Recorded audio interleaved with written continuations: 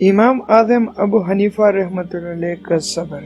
بسم اللہ الرحمن الرحیم۔ تو آج کا واقعہ ہمارا ہے امام اعظم ابو حنیفہ رحمۃ اللہ علیہ کا صبر۔ امام اعظم ابو حنیفہ رحمۃ اللہ علیہ کا ایک مخالف تھا۔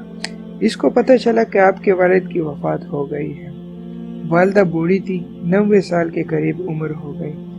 وہ ایک دن آپ کے پاس آیا اور کہنے لگا کہ شرع شریف میں حکم ہے کہ تم بیواؤں کا نکاح کر دو۔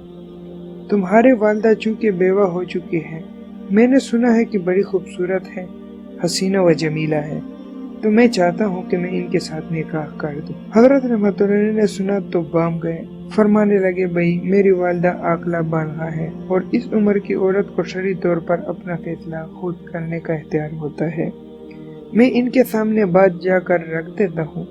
اس نے کہا بہت اچھا۔ حضرت رحمۃ اللہ علیہ نے اپنے گھر کی طرف جانے کے لیے 2 قدم اٹھائے تو دیکھا کہ اس آدمی کے پیٹ کے اندر کوئی درد اٹھا۔ اسی درد کے اندر وہ بندہ گرا اور وہیں پر اس کی موت آ گئی۔ امام اعظم رحمۃ اللہ علیہ فرمایا کرتے تھے کہ ابو حنیفہ کے صبر نے ایک بندے کی جان لے لی۔ ویڈیو کو ثواب کی نیت سے جا کے شیئر کریں، اور اگر آپ نے ابھی تک ہمارے چینل سبسکرائب نہیں کیا تو پلیز ہمارے چینل کو سبسکرائب کریں، ویڈیو کو لائک کریں، شیئر کریں اور کامنٹ سیکشن میں اپنی قیمتی رائے کا اظہار کریں۔ ملتے ہیں نئے واقعے کے ساتھ، تب تک اجازت دیجیے۔ اللہ حافظ، دعاؤں میں یاد رکھیں۔